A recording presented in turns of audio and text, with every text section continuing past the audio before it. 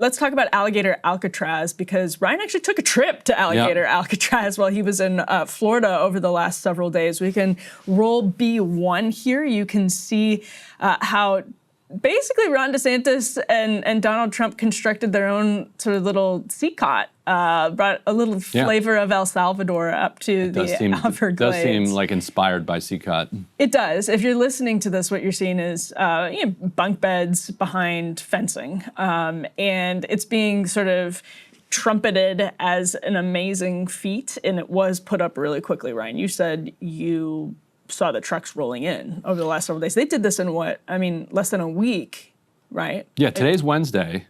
So I was there Saturday, and there was a big protest there. There had been a smaller protest the week before, and I talked to people who'd been the week before, and there was basically nothing then. You could basically drive onto the base at that point.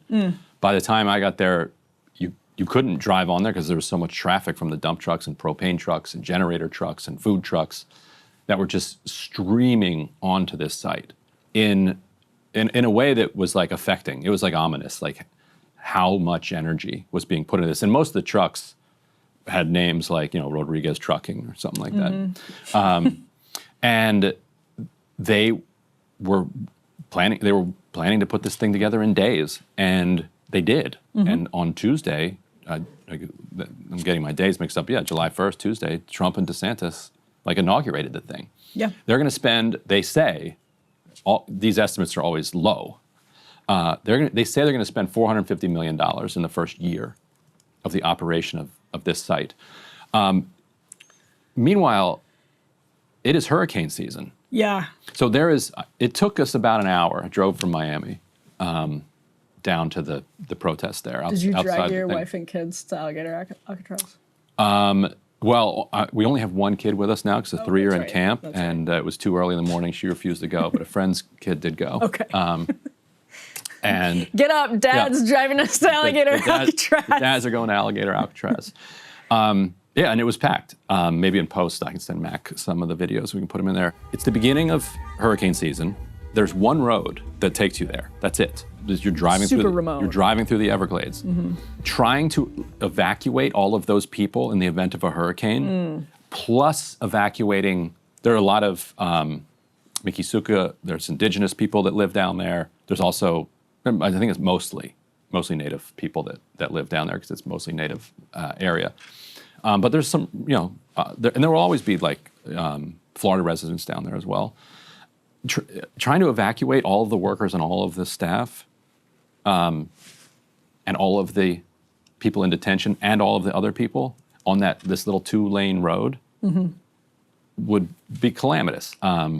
So we just have to, I guess, cross our fingers that we don't get a extreme mass casualty event. So actually, from a hurricane that forms quickly and hits that area. Where I thought you were going with this was that some of the news reports included statements from people whose homes have been flattened by hurricanes and saw DeSantis really quickly construct this massive with FEMA money, yes. $450 million right. In, I think it was 8 days, something like that. It wasn't there last week, and now you have this. We haven't rebuilt Western North Carolina. We haven't rebuilt, even from Hurricane Michael in the Panhandle in Florida, DeSantis. It still looks like it went through last week. So yeah, they're wanting it to get up to 5,000 beds. I think it's 3,000 right now. Now, there are a couple of things that I would just add to this.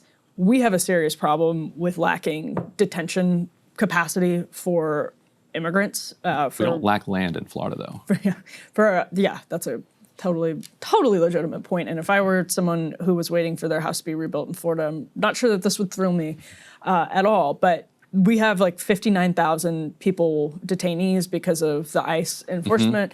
But the ICE enforcement itself is because the Biden administration, at minimum, created an influx of 8 million people over the course of a few years. And so the Trump administration enforcing that means that they have a record number, 59,000 people. They are running out of room. And so there is absolutely, unless you are full, and this is probably where Ryan and I disagree, full let people stay, you absolutely do need more room for all of this. And you do need incentives for people to use things like CBP Home, which allow you to just very humanely self-deport, and you don't end up getting detained, you don't end up getting arrested, at least that's the theory. They believe these are disincentives for people to continue staying in the country if they're, if they've not shown up for court dates or anything like that, if the process has run out. Right, but they're trying to break the process by arresting people at their court dates. Like they're definitely doing that. Doing this loophole where they will dismiss somebody's proceedings at a hearing and then just arrest them at it and say, okay, now you're moved into expedited removal. And so basically it's incentivizing people not to show up. Let's say, okay, y'all won, you want to deport lots of people, why not just do like ankle bracelets? Like, okay, like here's the process. We're gonna change the law. They just showed they can pass any law they want. We're gonna make the laws such that if the expedited removal is actually expedited, there's gonna be a little bit of due process, but we won, so it's gonna be, fig leaf, but there's gonna be some process, and then once you're ordered deported, you're deported. Yeah.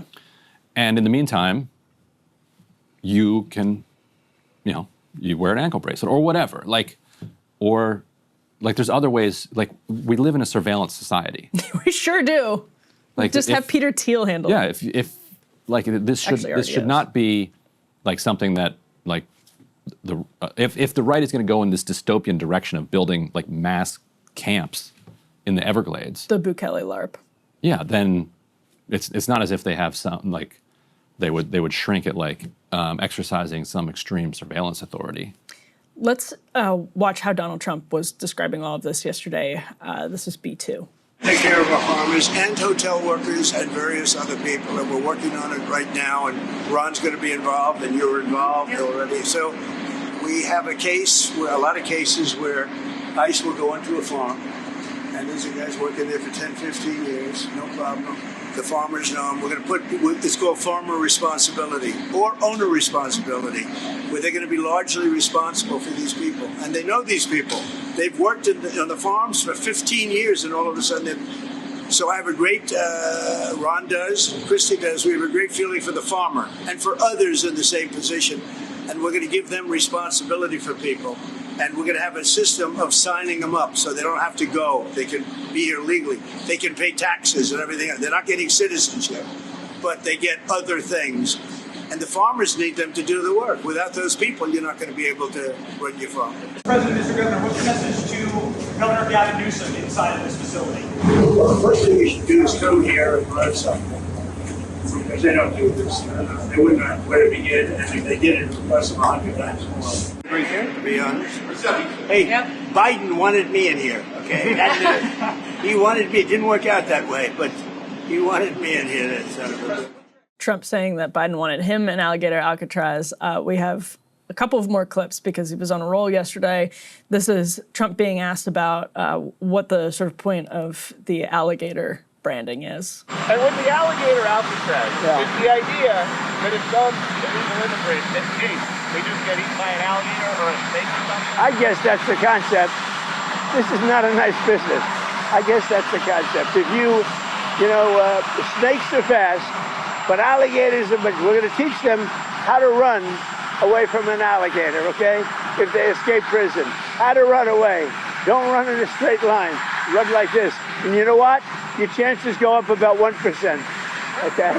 Not a good thing.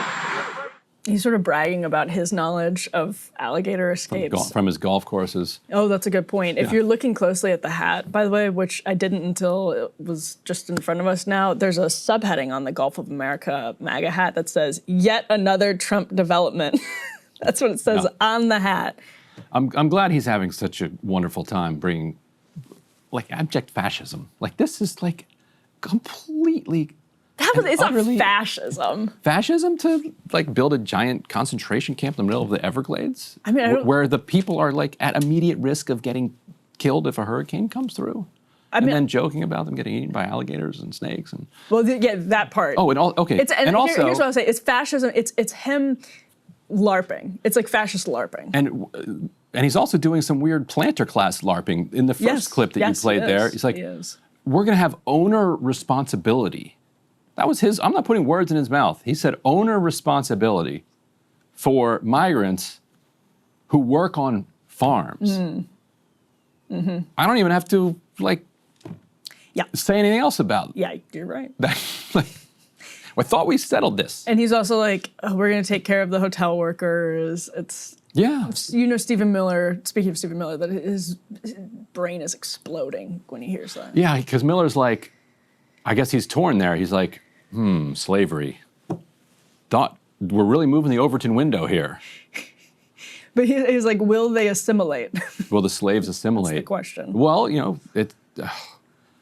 owner responsibility. Like we literally did a war and we settled this. You're not owning people in this country. Like, we don't do that. Yeah, I mean, everything is apparently up for grabs. I think that's where I think the administration is often. It feels like a LARP to me. Like it feels like they're not. Right, but they're also doing stuff. Half of the stuff that he does. He does some of it, and then he doesn't. Let's see do what. the others. Maybe they never fill this camp. Let's hope. Honestly, not impossible. That because they're saying they want it to house up to 5,000 people. They want to keep doing more of this. I don't know. I mean, they were doing this.